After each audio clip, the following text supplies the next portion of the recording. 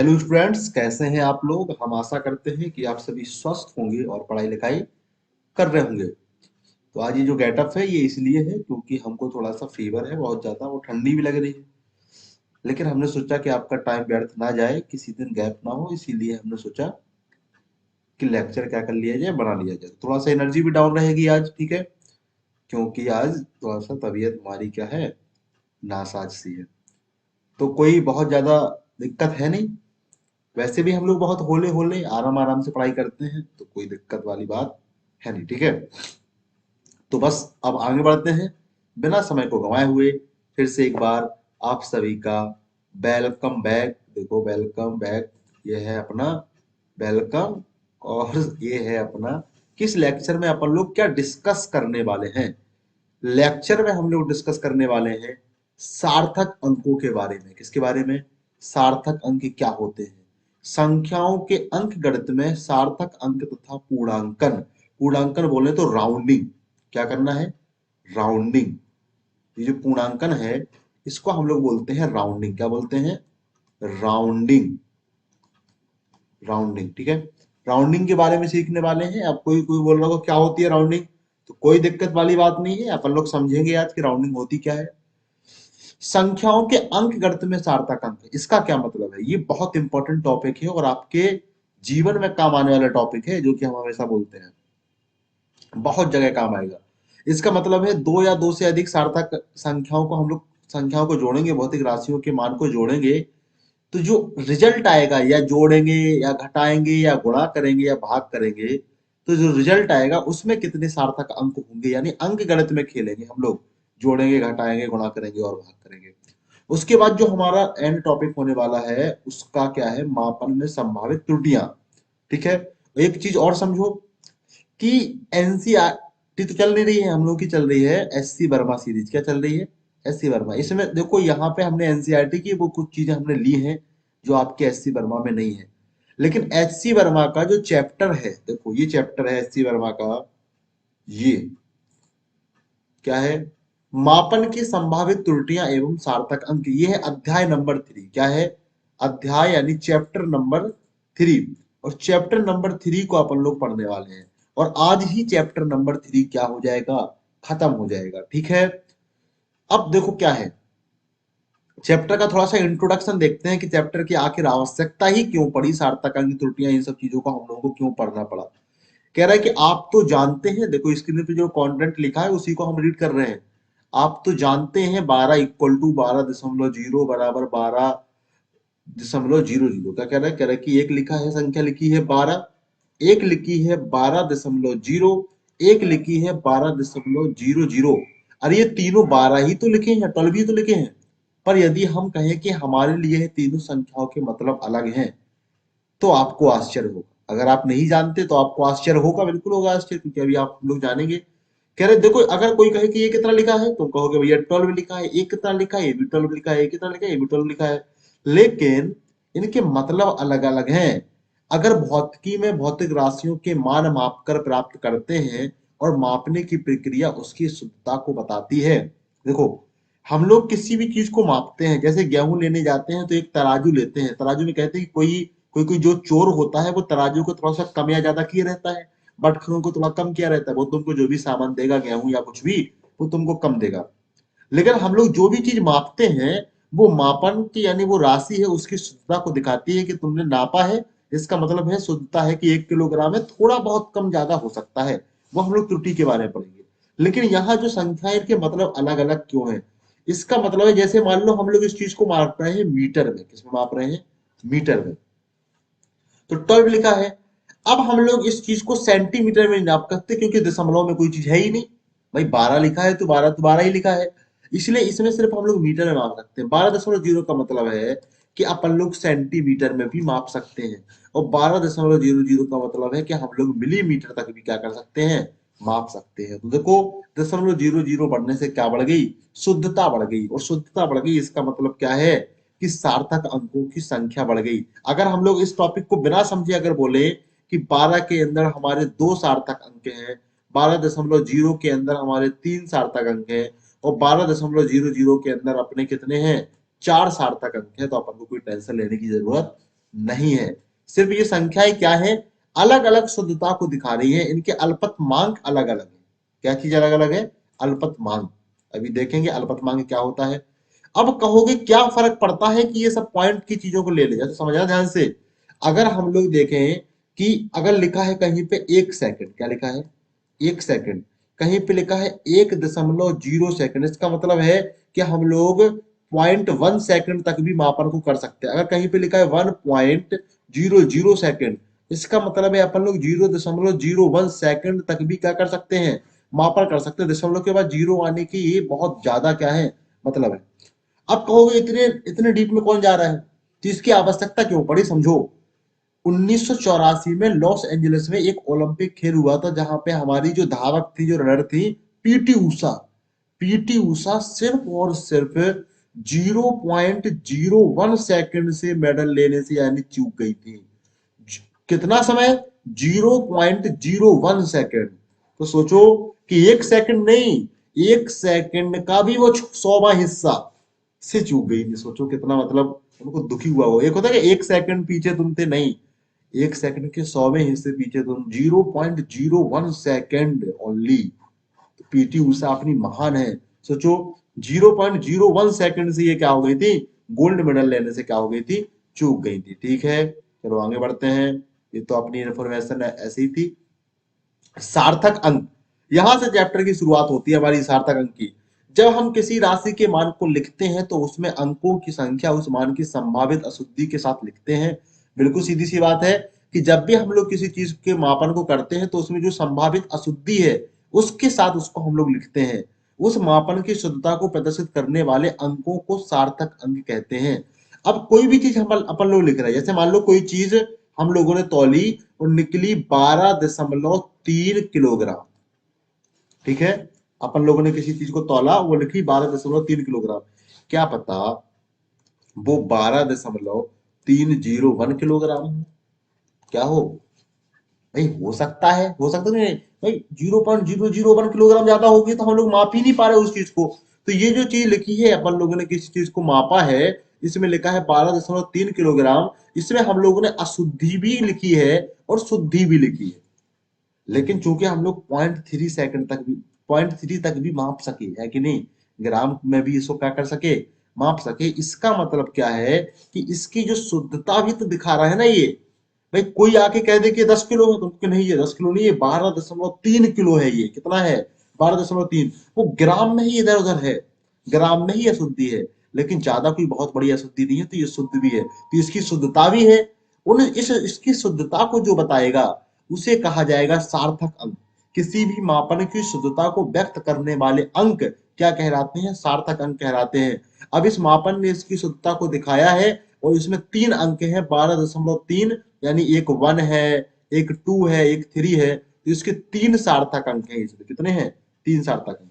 आगे भी कुछ लिखा है, उस मापन की शुद्धता को प्रदर्शित करने वाले अंकों को सार्थक अंक कहते हैं। ये तो हमारा लिखा ही है। ठीक है, आगे बढ़ते हैं, क्या है। अब देखो हर चीज को सार्थक अंक नहीं बोला जाएगा, बात को समझना। 1200 लिखा है और लिखा है 12.0। अगर हम आपसे कहें कि 1200 में सिर्फ 2 ही सार्थक अंक हैं और 12.0 में 3 सार्थक अंक है, तो आपको थोड़ा सा क्या होगा, आश्चर्य होगा। अब ये इनके कुछ रूल हम लोग पढ़ लेते हैं तो आपको आश्चर्य नहीं होगा। रूल देख लेते हैं क्या है। ठीक है, 3-4 रूल है।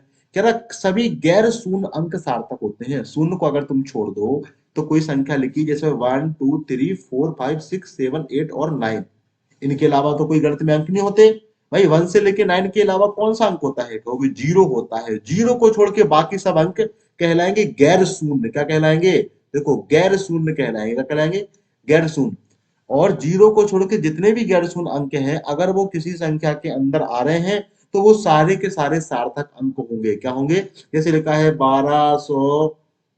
1231 में 4 सार्थक है। क्यों, क्योंकि चारों के चारों क्या है, हमारे अशून्य है, इसमें कोई भी शून्य नहीं है। तो कहानी जो बिगाड़ता है ना सार्थक अंकों की, वो शून्य ही बिगाड़ता है बेटा। कौन बिगाड़ता है, शून्य।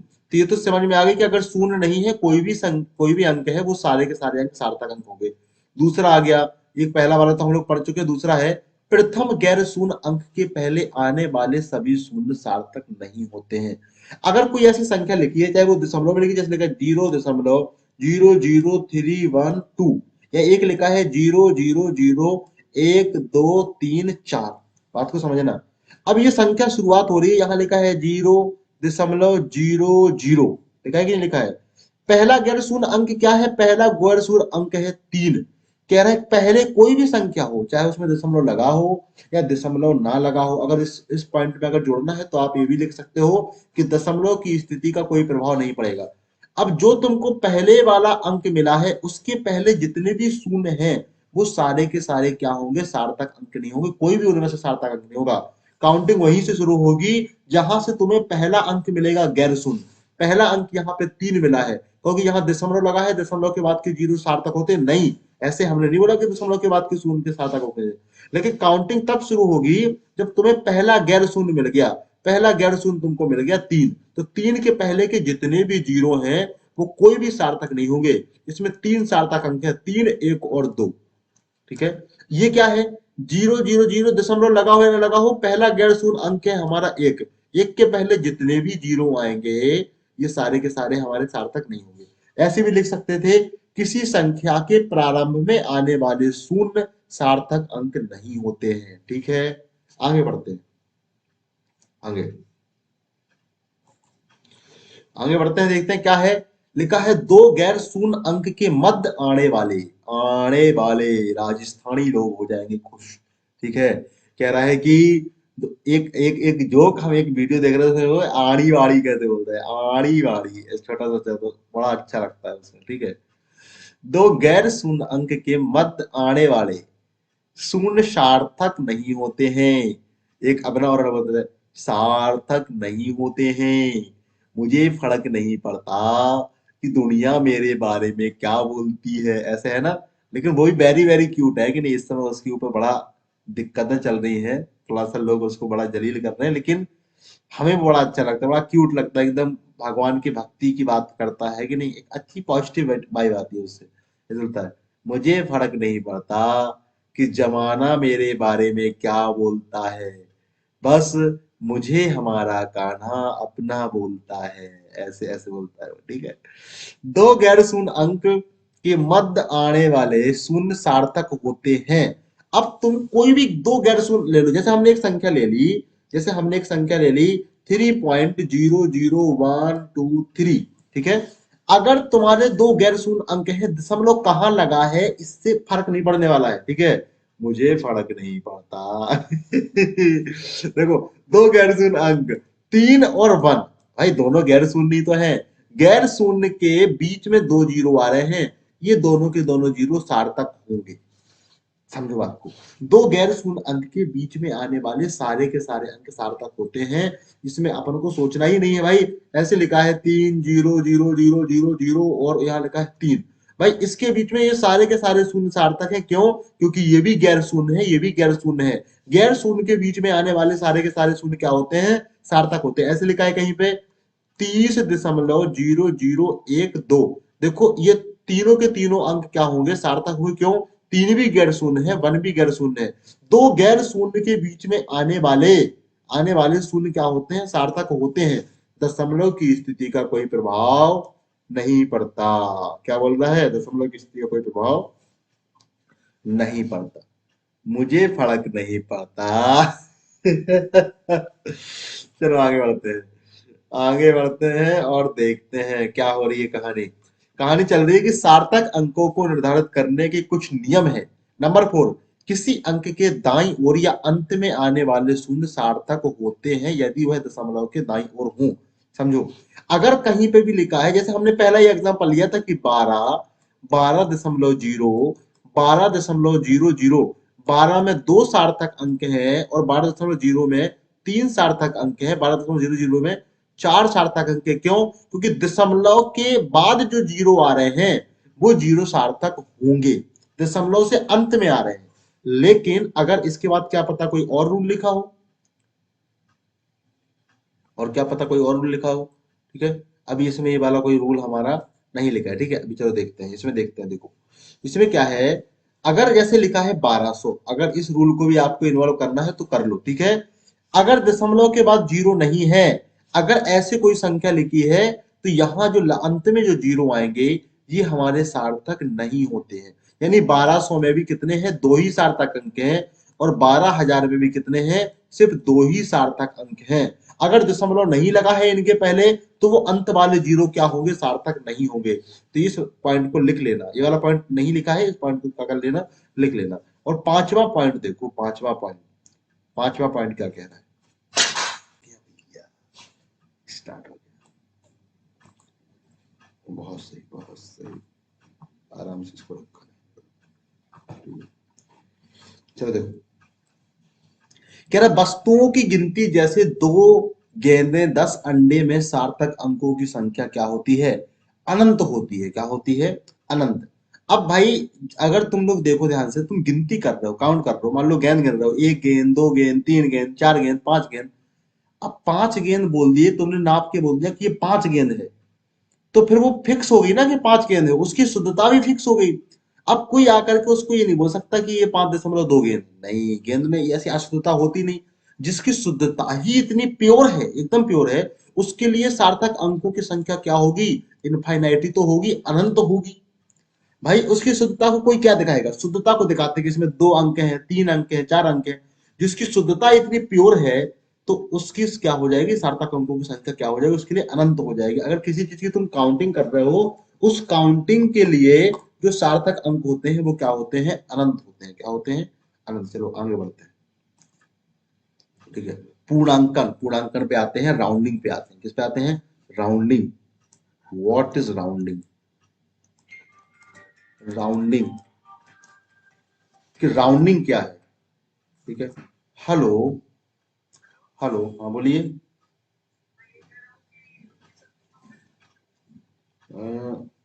ले आओ, कुछ भी ले आओ, पहला वाला ही ले आओ। ठीक ठीक, ओके। हाँ। तो राउंडिंग क्या, राउंडिंग आखिर होती क्या है। अगर बहुत सारे सार्थक अंक लिखे हैं, क्या लिखे हैं, बहुत सारे, जैसे मान लो कि लिखा है 12, 3, 4, 5, 6, 7, 8, ऐसे कुछ लिखा है, और तुमको सिर्फ चाहिए कि हमारे पास सिर्फ 3 ही सार्थक अंक लिखे हो, बाकी को हटाना है, बाकी को करना है, हटाना है। तो इनको हटाने के लिए कुछ क्या रहते हैं, कुछ नियम रहते हैं। क्या रहते हैं, नियम। जैसे हम लोगों ने कुछ कुछ तो ऐसा किया है, जैसे लिखा है 12.368 कहते हैं कि इसको लिखने के लिए ऐसे लिख दिए, 12.37 लिख दिए, 6 की जगह 7 लिख दिया, ऐसा कुछ कुछ तो किए हो ना मैथ्स में। क्यों कर दिए, कह दोगे कि उसके बाद वाला अंक काफी बड़ा था, इसलिए इसको क्या कर दिए, बढ़ा दिए। यही चीज है राउंडिंग। ये क्या कर दिए थे तुम, राउंडिंग कर दिए थे, लेकिन इसके नियम नहीं जानते थे। राउंडिंग को हम लोग कुछ नियम से करेंगे, क्या करेंगे, नियम से। तो नियम नंबर 1 क्या है राउंडिंग का, यदि राउंडिंग वाले अंक के ठीक बाद वाला अंक 5 से बड़ा है तो राउंडिंग वाले अंक में एक जोड़कर लिखेंगे। क्या करेंगे, एक जोड़कर। जैसे लिखा है 12, 3, 2, 4, 5, 6। अब दशमलव नहीं लगा है, क्या नहीं लगा है, दशमलव नहीं लगा है, 5 से बड़ा है ना, तो लिखते हैं 8, 9, 6, 7, ठीक है। अगर जिस पे राउंडिंग करनी है, हमने कहा कि हमें 6 के बाद जितनी भी संख्याएं हैं इनको हटाना है, इनको क्या करना है, हटाना है। तो हमको 6 पे राउंडिंग करनी पड़ेगी। तो 6 क्या है, हमारा राउंडिंग वाला अंक है। क्या है, राउंडिंग वाला अंक। कह रहा राउंडिंग वाले अंक के, देखो यहाँ पे देखो, इसको इसको क्या करते हैं, राउंडिंग वाले अंक के ठीक बगल में, 6 के बगल में 8 लिखा है। क्या लिखा है, 8। तो 6 राउंडिंग वाले अंक के ठीक बगल वाला अंक यदि 5 से क्या है, बड़ा है, तो इसमें एक जोड़ के लिख देंगे, इसको ऐसे लिख देंगे 12, 3, 2, 4, 5, और 6 है तो 6 की जगह पे लिख देंगे 7। अब इसको ऐसे नहीं हटा देंगे, इसकी जगह पे जितने अंक है 1, 2, 3, 4, तो 1, 2, 3 और 4 जीरो लगा दिए, ये होगी राउंडिंग। दशमलव के बाद तो हटा भी सकते हैं, दशमलव के बाद जीरो लगाओ या ना लगाओ कोई फर्क नहीं पड़ता, लेकिन अगर हम लोग सार्थक अंकों के लिए कहानी कर रहे हैं तो वहां पे दशमलव के बाद भी जीरो लगाना क्या होगा, पड़ेगा आपको, ठीक है। चलो और इसके आगे बढ़ते हैं हम लोग। अगर दूसरा नंबर नियम है, यदि राउंडिंग वाले अंक के ठीक बाद वाला अंक 5 से छोटा है तो राउंडिंग वाले अंक में कोई परिवर्तन नहीं होगा। जैसे लिखा है 12.321434, ठीक है। अपन को करनी है 4 पे राउंडिंग, तो 4 के जस्ट बगल वाला अंक क्या है, 3 है। क्या ये 4 से 3 क्या है, 5 से छोटा है? यदि 5 से छोटा है तो राउंडिंग वाले अंक में कोई परिवर्तन नहीं होगा, यानी 12.3214 और 00, यानी 4 को 4 ही लिख देंगे और खत्म हुई कहानी, ठीक है। दशमलव के बाद 00 ना भी लिखो तो भी कोई दिक्कत अपन को है नहीं। इसके बाद आगे बढ़ते हैं। यदि राउंडिंग वाले अंक के ठीक बाद वाला अंक 5 है, तो यदि राउंडिंग वाला अंक सम है तो बिना परिवर्तन के लिखेंगे। अगर 5 से बड़ा है राउंडिंग वाले अंक के बगल वाला अंक तो एक बढ़ा के लिख देंगे, 5 से छोटा है तो कोई परिवर्तन नहीं होगा। लेकिन अगर 5 ही फंस गया, जैसे लिखा है 13, 4, 5, 6, 7, 5, और अपन को क्या करना है, 5 अपन को करना है 4 पे राउंडिंग। किस पे करना है, 4 पे। ये नियम भी तो होना चाहिए, सम वाला नियम भी तो लागू होना चाहिए। 4 पे अपन को राउंडिंग करनी है, तो 4 के जस्ट बाद क्या है, 4 के जस्ट बाद है 5। तो 5 क्या है, 5 ना से बड़ा है ना छोटा। तो अगर जिस अंक पे राउंडिंग करनी है उस अंक के जस्ट बगल वाला अंक यदि 5 है, तो फिर राउंडिंग वाला अंक देखेंगे सम है कि विषम है। देखो 4 हमारा बेचारा क्या है, सम है। क्या है, सम। देखो ये लिखा है, यदि राउंडिंग वाले अंक के ठीक बाद वाला अंक 5 है और यदि राउंडिंग वाला अंक सम है तो बिना किसी परिवर्तन के लिखेंगे। अब ये 4 सम है ना, अरे सम बेसम तो जानते हो यार, अब इससे ज्यादा हम क्या बता सकते हैं। तो 1, 3, 4 कोई परिवर्तन नहीं होगा, 0, 0, 0, 0, खत्म। समझ में आ रही कहानी, इस तरह से होगी राउंडिंग बेटा, राउंडिंग। अगर इसको लिखना है तुम्हें तो तुम 10 की घात में भी लिख सकते हो, कहीं भी 1 अंक, 2 अंक, 3 अंक, 4 अंक, 5 अंक किसका लिए लिख दिए, 13.4 गुणे 10 की घात 5, ये भी तुम्हारा आंसर सही है, कोई दिक्कत इसमें है ही नहीं, ठीक है। तो राउंडिंग करने के बाद अपन लोग 10 की घात में लिख लेते हैं, जिससे चीजें और आसान हो जाती है, ठीक है। यदि राउंडिंग वाले अंक के ठीक बाद वाला अंक 5 है, तो यदि राउंडिंग वाला अंक विषम है तो राउंडिंग वाले अंक में एक बढ़ाकर लिखेंगे। जैसे लिखा है, ठीक है ना, जैसे लिखा है 13.34, दशमलव हटा दो, ऐसे नॉर्मल संख्या का ले लेते हैं, 13, 42, 7, 5, 6, 7, ऐसे लिखा है। अगर हम लोगों को 7 पे राउंडिंग करनी है तो 7 के जस्ट बाद वाला अंक क्या है, 5 है। क्या है, 5। तो 7 कैसा है, विषम है। अगर विषम है तो एक बढ़ा के लिख देंगे, तो 1, 3, 4, 2, और क्या हो जाएगा अपना, 7 की जगह हो जाएगा 8, और 3 चीजें हैं तो 1, 2, 3, 0 आ। This is rounding, this is rounding. 10 की घात में आंसर लिख सकते हो, इसमें भी कोई दिक्कत नहीं। आगे बढ़ते हैं, आगे देखते हैं क्या आ रहा है। आगे आ रहा है जोड़ या घटाओ। अगर हम लोग को दो संख्याओं को जोड़ना है और दो संख्याओं को जोड़ने के बाद, यानी दो राशियों के मान को जोड़ने के बाद जो उसका रिजल्ट आएगा, रिजल्ट में कितने सार्थक अंक होंगे, ये भी कहानी तो है ना। जैसे लिखा है 12.3224 और प्लस इसमें हम लोग जोड़ दिए 1.24, ठीक है। अब इसको जोड़ने के बाद जो एंड रिजल्ट आएगा, इतने इसमें कितने सार्थक अंक होंगे। अब कहोगे देखो 4 से क्या हुआ, 4 जोड़ा, और 4 2 कितना हो गया, 6 हो गया, 3 2 कितना हो गया, 5 हो गया, 2 और 1 कितना हो गया, 3 हो गया, 1 हो गया, 13.564 तुम्हारा आंसर है। नहीं, इसका ये वाला आंसर नहीं है, ये आंसर गलत है, ठीक है। क्योंकि इसमें सार्थक अंक सही नहीं लिखे हैं। अगर इस संख्या के हिसाब से देखोगे तो तुम्हारे सार्थक अंक कितने हैं, 1, 2, 3, 4, 5 सार्थक अंक है, लेकिन इसमें होने कितने चाहिए, इसमें 3 होने चाहिए। क्यों, ऐसी कहानी क्यों, चलो देखते हैं। बोल रहा है कि सभी दशमलव के एक दूसरे के नीचे रखें और उस संख्या को देखें जिसमें दशमलव के बाद सबसे कम अंक है। दशमलव के बाद क्या है, सबसे कम अंक है। इसके आगे वाले सभी अंकों को राउंडिंग करके हटा दें। देखो जैसे ये था, देखो ये लिखा था 12, इसी को ऐसे लिखते हैं 12.324, ठीक है। और दशमलव के नीचे दशमलव आता है जोड़ने या घटाने में, तो 1 पॉइंट क्या है, 24 है। क्या है, 24। अब इसको हम लोगों ने जोड़ लिया, तो देखो ऐसे करेंगे कि जैसे 4 लिखा है ना, 4 के बाद कुछ है क्या, नहीं। दशमलव के बाद उस संख्या को देखेंगे जिसमें दशमलव के बाद सबसे कम अंक हो। यहाँ तो दो ही संख्याएं हैं, ऊपर वाली एक संख्या है, एक नीचे वाली संख्या है। ऊपर वाली संख्या में लिखा है 324, देखो 4 आगे निकल गया, यहाँ 24।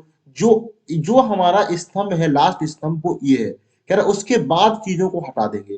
देखो 2 के बाद आ रहा है 4, तो ये वाला 4 को हम लोग क्या कर देंगे, यहां से हटा देंगे। अपन लोग लिखेंगे 12.32 और क्या लिखेंगे 1.24। अब जो रिजल्ट आएगा वो अपना रिजल्ट हो जाएगा। कितना हो जाएगा 4 2 6, 3 2 5.3 और 1 13.56 हमारा क्या हो गया आंसर हो गया। समझ रहे बात को? चाहे जोड़ो चाहे घटाओ सबके लिए सेम रिजल्ट रहेगा। दशमलव के बाद जो सबसे छोट जब से कम अंक है जिसमें उसके बाद जितनी भी संख्याएं बाहर निकल रही है सब संख्याओं को उसी अंक पे राउंडिंग करा दो और अपनी कहानी होगी। ठीक है, ठीक है, चलो आगे बढ़ते हैं, आगे बढ़ते हैं। और देखो एक सवाल भी दिया गया है यहाँ पे। सवाल क्या दिया गया है देखो, लिखा है 24.36 और 0.0623, 0.0623 और लिखा है 256। कितना लिखा है 256.2। इन सबको हमें क्या करना है जोड़ना है। क्या करना है जोड़ना है। रूल क्या है कि जब भी जोड़ेंगे या घटाएंगे दशमलव के बाद सबसे कम अंक किसमें, दशमलव के बाद सबसे कम अंक किस लास्ट वाली संख्या में दशमलव के बाद सिर्फ एक अंक है। इसके एक के बाद आगे जितने भी चीजें निकल रही होंगी उन सबकी अपन लोग राउंडिंग करा देंगे। देखो यहाँ पे क्या है, इस वाली संख्या में जीरो पे राउंडिंग करानी क्योंकि जीरो के आगे 6 2 3 निकल रहा है। जीरो पे राउंडिंग कराएंगे तो जीरो के बाद 6 है, 6 क्या है 5 से बड़ी संख्या है तो ये आ जाएगा 0.1। क्या आ जाएगा 0.1। ऊपर वाला 3 के आगे 6 निकल रहा है, 6 5 से बड़ी संख्या है तो 4 हो जाएगा। ये हो जाएगा 24.4। और नीचे क्या लिखा है, नीचे तो अपना सबसे कम था ही तो 256.2। इसके बाद इन सबको जोड़ देते हैं, 4 और 1 5, 6 और 1 7, 7.1। इसके बाद कोई कैरी आया नहीं तो 6 4 10, जीरो और जीरो के बाद 1 कैरी तो 5 और 1 6 और 7 और 1 क्या हो जाएगा 8। 280.7। This is result, this is क्या है रिजल्ट। ठीक है, और इस रिजल्ट में कितने सार्थक अंक कोई पूछे तो कहना 1 2 3 4, 4 सार्थक अंक। जीरो क्यों सार्थक है क्योंकि 8 भी हमारा अशून्य है यानी गैर शून्य है और 7 भी गैर शून्य, 7 और 8 के बीच में आया जीरो, इसलिए जीरो भी हमारा क्या है सार्थक अंक है। तो 4 सार्थक अंक है। इसी तरह से हम लोग क्या कर लेंगे जोड़ने घटाने वाले कामों को करेंगे। ठीक है, आगे बढ़ते हैं। गुणा या भाग, जब दो सार्थक संख्याओं की क्या करेंगे भाग गुणा करेंगे या भाग करेंगे तो आने वाले रिजल्ट में कितनी सार्थक अंक होंगी उसके लिए देखो कह रहा है यदि दो या दो से अधिक, देखो यदि दो या दो से अधिक संख्याओं का गुणा या भाग किया जा रहा हो तो आप उस संख्या को देखें जिसमें सबसे कम सार्थक अंक हो। आपके उत्तर में भी उतने ही सार्थक अंक होने चाहिए। ठीक है, बाकी जितने बचेंगे क्या कर देंगे उसको हम लोग राउंडिंग करके हटा देंगे। जैसे कर रहे हैं 342 गुणे 0.3145678 ऐसे कर दिए। अब ध्यान से देखो इसमें कितने सार्थक अंक है 1 2 3 4 5 6 7 सार्थक अंक है। इसमें कितने हैं सिर्फ और सिर्फ 3 सार्थक अंक है। इसमें हमारे 3 और इसमें है हमारे कितने 7। कितने हैं 7। ये इसमें है हमारे 7। आ रही है बात समझ में? तो कह रहा है कि गुणा करो जैसे नॉर्मल गुणा होता है नॉर्मल मल्टीप्लिकेशन करके जो रिजल्ट आएगा उसमें उतने ही सार्थक अंक होंगे। कैसे, तुमने दोनों संख्याओं का गुणा कर दिया 342 का इसमें गुणा कर दिया, जो संख्या आएगी उसके आगे जितने अंक हैं सबसे कम में यानी 3 है, ये संख्या है जिसमें 3 सार्थक अंक है तो रिजल्ट में भी 3 होंगे। 1 2 3 काउंट कर लो शुरुआत के सार्थक अंक, तीसरे नंबर पर राउंडिंग करा दो अपना काम हो गया। ठीक है, ये होगी काम। देखो अगर कोई सवाल अगर हमारी पीपीटी में होगा तो हम लोग सवाल को कर लेंगे, छोड़ो अभी नहीं है तो छोड़ो इसको। ठीक है, मापन में संभावित त्रुटियां, देखो मापन में भी त्रुटियां हो जाती हैं। इस टॉपिक पे अपन लोग वापस लौट के आ रहे हैं। पहले त्रुटियों के बारे में देख लेते, क्या कर लेते हैं त्रुटियां। देखो मापन में संभावित त्रुटियों में असावधानी के कारण त्रुटि होती है। किसके कारण होती है असावधानी। अगर तुम लोग क्या कर रहे हो कई बार हमारी मूर्खता, हमारी नहीं बेटा तुम्हारी मूर्खता, यहाँ इसको काटते हैं पहले, ये शब्द ही गलत लिखा है। एक एक तो जो पीपीटी बना रहा है उसका समझ में नहीं आ रहा कि चल क्या रहा है काम। ठीक है, तुम्हारी मूर्खता, तुम्हारी। ठीक है, बुरा तो नहीं लगा आपको? अगर बुरा लगा है तो हम सबकी बोल देते हैं अरे हमारी में भी तो हम सब आ गए ना, है कि नहीं। ले हमारी नहीं कटा मूर्खता कट गया, ये अलग ही कहानी। देखो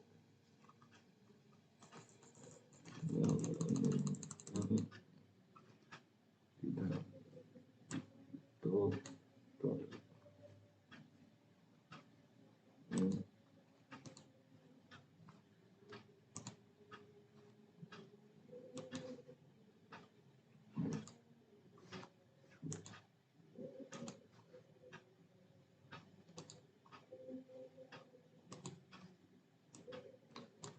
अब वो हटेगा नहीं, वो पीपीटी क्या होगी, हटेगी नहीं, क्योंकि अब वो ऐसे ही हो जाता है, ये थोड़ा सा दिक्कत कर रहा है। ठीक है, छोड़ो अभी।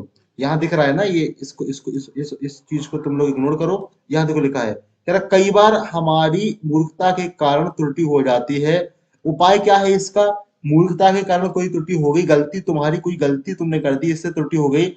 इसका उपाय क्या है? ऐसी त्रुटियों का एक ही इलाज है बेटा, कि ध्यान पूर्वक कार्य करें। क्या करें? धैर्य पूर्वक और ध्यान पूर्वक। अगर ध्यान से नहीं करेंगे तो गलती तो होगी ना, तो असावधानी के कारण भी गलती हो सकती है। उसके बाद ये कोई बड़ी बात नहीं, थ्योरी वाला पार्ट, इसको ना तो लिखना है, सिर्फ सुनते जाओ।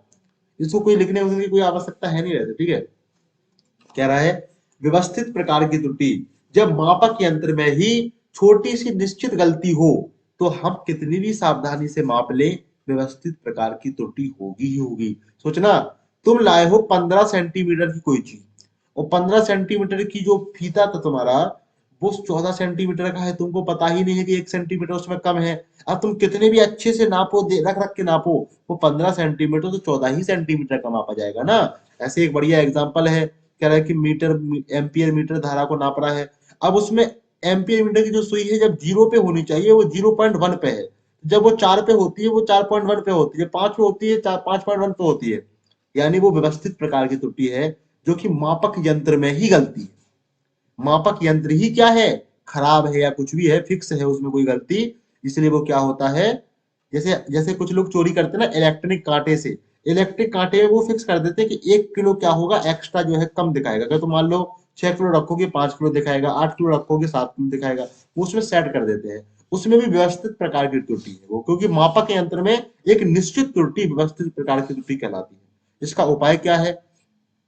व्यवस्थित त्रुटियों को अनुभवी लोग या, या मापक यंत्र के द्वारा आसानी से पहचान सकते हैं। मान लो कि दूसरा अन्य मापक यंत्र है जो कि सही दिखा रहा है, जिसमें कोई भी गलती नहीं है, उसके ऊपर रख दोगे पता चल जाएगा, दूध के दूध पानी का पानी हो जाएगा। या लोग कुछ अनुभवी है भाई, वो बता देते हैं कि हाथ से टच करके बता दिए कि भैया ये 8 किलो नहीं 7 किलो है। कितना है? 7 किलो। तो अब वो नापा, उसमें 8 किलो, इसमें दिखा रहा है 7 किलो। तो अनुभवी लोग हो या कोई अन्य मापक यंत्र हो, उसके द्वारा हम लोग व्यवस्थित प्रकार की त्रुटि को क्या कर सकते हैं, पहचान सकते हैं, और उसके लिए आवश्यक संशोधन भी कर सकते हैं, और सही मान को प्राप्त भी कर सकते हैं। आगे कहानी बढ़ाते हैं, कह रहा अल्पतमांक, लीस्ट काउंट के कारण त्रुटि। कह रहा किसी मापक यंत्र से मापन करते समय एक निश्चित मान से कम मान को नहीं मापा जा सकता, उस यंत्र का अल्पतमांक कहलाता है। उपाय, अब आपको यही नहीं पता, आपको त्रुटि सुधारने में कोई जरूरत, देखो देखो समझो कहानी को। जैसे जैसे कोई मापक यंत्र है जो सिर्फ मीटर में माप पा रहा है, किसे माप पा रहा है? मीटर में। तो उसको हम लोग सेंटीमीटर में नहीं माप सकते। अगर सेंटीमीटर में तुमने अंदाज लगा भी लिया बीच में, तो थोड़ा सा क्या होगी, कुछ ना कुछ त्रुटि होगी। मान लो एक क्या है, एक कोई यंत्र है जो कि 0.01 सेंटीमीटर तक क्या कर पा रहा, माप रहा है। तो अगर 0.01 के बाद, 0.01 के बाद जो होगा 0.0001, इसमें तो त्रुटि होगी ही ना, क्योंकि वो नाप ही 0.1 तक पा रहा है। इसी को बोलते हैं अल्पतमांक, लीस्ट काउंट। अल्पतमांक का मतलब होता है अल्पतम अंक, अल्पतम अंक। यानी वो वो सबसे कम किस मान तक माप पा रहा है।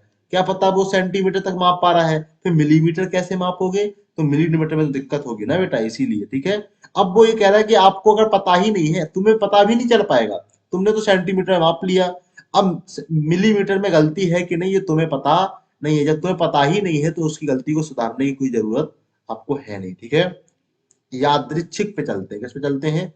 यादृच्छिक, यानी रैंडम एरर्स। रैंडम एरर्स क्या होते हैं? कुछ त्रुटियां ऐसी होती हैं जिन पर हमारा कोई कंट्रोल यानी नियंत्रण नहीं होता। मापा गया मान वास्तविक मान से कम और कभी कभी ज्यादा भी हो सकता है। इसे हम लोग कहते हैं रैंडम एरर्स। क्या कहते हैं? Random errors. उपाय, यादृच्छिक त्रुटि को पता करने के लिए राशि का पठन अनेक बार लिया जाता है। अगर तुम्हें पता है, जैसे समझना, गेहूं लेने के लिए गए, अब तुम ले रहे हो 100 किलो गेहूं, क्या ले रहे हो? 100 किलोग्राम गेहूं, और वो बार बार कितना आ रहा है, आ गया 100.02 किलोग्राम। कभी तुम माप रहे हो, निकाल रहे हो 100.01 किलोग्राम आ रहा है। तुम्हें चाहिए तो 100 किलोग्राम, लेकिन थोड़ा बहुत तो कम या ज्यादा होगा ही ना बेटा। वही है यादृच्छिक त्रुटि, जिसको तुम लोग क्या कर सकते हो, कोई हमारा कंट्रोल नहीं है कि थोड़ा बहुत तो होगी ही गलती, क्या होगी होगी। अब इसका उपाय क्या है, यादृच्छिक छुट्टी को पता करने के लिए राशि का पठन अनेक बार लेते हैं, यानी कोई दिक्कत ना हो इसके लिए कई बार मापते हैं एक ही राशि को, जिससे क्या करते हैं देख लेते हैं कभी 0.2 हो रहा है, कभी 0.1 हो रहा है, ऐसे राशि के पठन को कई बार मापते हैं, जिससे हमारी जो रैंडम एरर्स है इसके बारे में एक जानकारी हो जाती है। क्या हो जाती है, जानकारी कितना है रैंडम एरर्स। अब देखो इसके लिए हम लोग अनिश्चितता निकालेंगे। देखो रैंडम एरर्स के लिए अनिश्चितता कैसे निकालेंगे, अनिश्चितता का मतलब है कि क्या किस तरह से निकालेंगे कि कितनी त्रुटि हुई है, इस चीज को निकालना है। रैंडम एरर्स ही हमारा कैलकुलेशन वाला पार्ट है। तो अगर हम लोग अनिश्चितता को किससे लिखें, सिग्मा से लिखें, तो सिग्मा बराबर होता है रूट, अगर कोई राशि है जिसको मापन करते समय एक बार मापे तो x1 मान आया, दो बार मापे x2 आया, तीन बार मापे x3 आया, इसी प्रकार से कई बार अगर आप माप रहे हो तो x1 x2 x3 x4 बहुत सारी वैल्यूज आती जाती हैं, ठीक है। तो इसके लिए अगर हम लोग मान लो n बार माप रहे हैं, कितने बार माप रहे हैं, n बार, तो ये क्या हो जाएगा, xn आ जाएगा, क्या आ जाएगा, xn। अब इसके लिए फॉर्मूला भी होता है एक, अगर हम लोग x बार निकालें, क्या निकालें, x बार बराबर क्या होता है, x1 plus x2 plus x3 dot dot dot xn और बटे में n, ये होता है हमारा x बार। तो हम लोग जब अगर हम लोग अनिश्चितता निकालें कितना एरर्स आ रहा है, तो देखो ऐसे निकालेंगे, एक बटे n, एक बटे n और एक्स आई, आई क्या है, जैसे समेसन निकाल रहे, क्या निकाल रहे हैं, समेसन, समेसन बोले तो सबका एक योग निकाल रहे हैं, तो एक्स आई माइनस एक्स बार का होल स्क्वायर, ठीक है। एक्स बार फिक्स हो जाएगा, एक्स बार तुमने सारी सारी की सारी क्वांटिटी को जोड़ दिया, उस सारी की सारी क्वांटिटी जोड़ने के बाद तुम क्या करोगे, उसमें एन का भाग दे दोगे, और एक्स आई क्या है, जैसे आई की वैल्यू पहले 1 फिर 2 फिर 3, वो कहां तक जाएगी, समेसन है ना, तो आई से स्टार्ट होगी कैपिटल एन तक जाएगी। तो ये है अनिश्चितता, यहां से हम लोग क्या निकालेंगे, अनिश्चितता निकालेंगे। इस तरह के क्वेश्चंस भी हम लोग प्रैक्टिस सेशन में करेंगे इसी फॉर्मूले को यूज करते हुए। ये बहुत बड़ी रॉकेट साइंस नहीं, बहुत इजी टर्म है, ये बहुत इजी है, तुम लोग भी समझ गए होगे तो कोई दिक्कत नहीं है, इसको कर लोगे, ठीक है। अगर आपके पास बुक है तो बुक से भी इस क्वेश्चन को सॉल्व करना है इसके फॉर्मूले के ऊपर, ठीक है। आगे बढ़ते हैं, हम लोग चलते हैं त्रुटियों के संयोजन पे। त्रुटियों के संयोजन से पहले जो पेज हम लोग पीछे छोड़ के आए हैं, उस पेज पे कुछ आतंक मचाते हैं त्रुटियों के ही बारे में। किसके बारे में, त्रुटियों के बारे में। देखो देखते हैं क्या चीज है।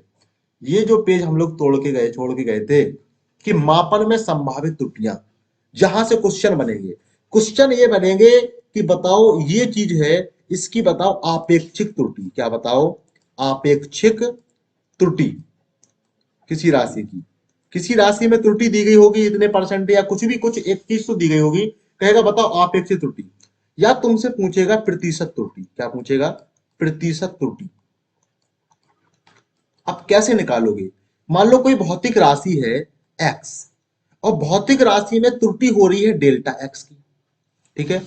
कोई भौतिक राशि का तुमने मापन किया और उसकी जो वैल्यू आई वो कैपिटल एक्स आई, और उसमें त्रुटि हो रही है डेल्टा एक्स की, यानी त्रुटि डेल्टा एक्स की है, इसका मतलब है वो रियल में जो भौतिक राशि है वो प्लस या माइनस है। जैसे समझना, तुमसे कह दिया कि तुमने एक गेहूं नापा, 12 किलोग्राम नाप लिया, कितना नाप लिया, 12 किलोग्राम, और उसमें त्रुटि हो रही है 0.1 किलोग्राम की, त्रुटि 12, माप 12 किलोग्राम रहे हो और उसमें त्रुटि हो रही है 0.1 किलोग्राम की, यानी जो रियल में एग्जिस्टेंस होगा भौतिक राशि का, या तो 12.0.1 किलोग्राम ज्यादा होगा यानी प्लस, या तो 12 किलोग्राम में 0.1 किलोग्राम क्या होगा, कम होगा। इसलिए हम लोग हमेशा ऐसे लिखते हैं, त्रुटि को प्लस या माइनस में लिखते हैं, या तो प्लस होगा या तो माइनस होगा, तुम्हें पता नहीं है ना, यादृच्छिक त्रुटि है बेटा, रैंडम एरर है, क्या है, रैंडम एरर।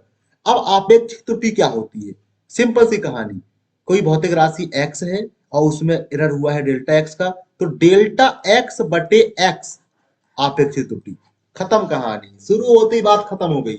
और प्रतिशत त्रुटि क्या होती है, प्रतिशत त्रुटि हमारी होती है आपेक्षिक त्रुटि, आपेक्षिक, आपेक्षिक त्रुटि, त्रुटि और इंटू 100, इंटू 100, तो ये आ जाती है प्रतिशत त्रुटि, क्या आ जाती है, देखो कैसे, delta x upon x into 100, ये है फॉर्मूला हमारी प्रतिशत त्रुटि का।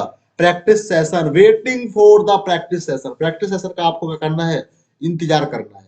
अब हम लोग आगे बढ़ते हैं, ये देखते हैं कि दो भौतिक राशियां हैं और दोनों भौतिक राशियों को अपन जोड़ रहे हैं, घटा रहे हैं, गुणा कर रहे हैं, भाग कर रहे हैं, तो उनकी त्रुटियों में क्या होगा। देखो तीन प्रकार से चीजें कर सकते हैं ना।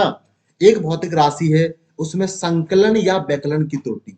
अब एकदम महाभारत वाली में हिंदी तो हम लोग पढ़ेंगे नहीं। संकलन मतलब होता है जोड़ना, सम, ठीक है। और व्यकलन मतलब होता है घटाना। यानी अगर हम लोग एक भौतिक राशि है, उसको माप आ रहा है एक्स आ रहा है, दूसरी भौतिक राशि वाई है, तो एक्स माइनस वाई या एक्स प्लस वाई की बात करने वाले हैं, ठीक है। गुणनफल यानी मल्टीप्लिकेशन, भागफल यानी डिवाइड, मापित राशि की घातों के प्रकरण में त्रुटि। अगर तुम्हारे पास कोई एक भौतिक राशि एक्स है और उसकी तुम घात लगा रहे हो, उसको मान लो स्क्वायर कर रहे हो, उसकी पावर 3 कर रहे हो, घात में खेल रहे हो, पावर में खेल रहे हो, तो उसकी मापन में क्या होगी, क्या त्रुटि होगी, इसके बारे में अपन को देखना है। तो देखते हैं कि क्या होगी संकलन या व्यकलन की त्रुटि। तो थ्योरी कुछ इस तरह लिखी है, कह रहा संकलन या व्यकलन, जब दो राशियों को संकलित या व्यकलित किया जाता है तो जो अंतिम परिणाम आपका होता है उसमें क्या होता है, निरपेक्ष त्रुटि उन भौतिक राशियों की निरपेक्ष त्रुटियों के योग के क्या होती है, बराबर होती है। देखो निरपेक्ष त्रुटि क्या है, निरपेक्ष त्रुटि है हमारी, जैसे कोई भौतिक राशि x है और उसमें त्रुटि है डेल्टा x की। किसकी है, डेल्टा x की। तो जो डेल्टा x है ना बेटा, यही निरपेक्ष त्रुटि है, इसीलिए हम लोगों ने वहां पे नहीं इसको पढ़ा, ठीक है। ये है निरपेक्ष त्रुटि डेल्टा x। अब क्या कह रहे हैं, तुम्हारे पास कोई दो भौतिक राशियां हैं, अगर मान लो एक भौतिक राशि है x और दूसरी भौतिक राशि है y, तो y के पास त्रुटि है मान लो डेल्टा y, क्या है, डेल्टा y। तो कह रहा है कि जो इन दो का योग करोगे, अगर आप किए क्या किए, x प्लस वाई आपको निकालना है, यानी दोनों भौतिक राशि, इसको a बोल दो, इसको a बराबर बोल दो, इसको b बराबर बोल दो, ऐसे लिखे जा रहे। तुम्हें क्या निकालना है, तुम्हें निकालना है a प्लस बी। क्या निकालना है, a प्लस बी। तो a प्लस बी में जो त्रुटि होगी वो क्या होगी, इन दोनों त्रुटियों के योग के बराबर होगी, यानी delta x plus delta Y, ये हो जाएगा, ठीक है। तो अगर कभी भी हम लोग दो भौतिक राशियों को घटा रहे हैं या जोड़ रहे हैं, तो उनकी जो निरपेक्ष त्रुटि होगी, उनकी त्रुटियों का क्या हो जाएगा, योग हो जाएगा। शायद इसके ऊपर एक सवाल भी है, तो उस सवाल को कर लेते हैं। तो your concept is very very clear.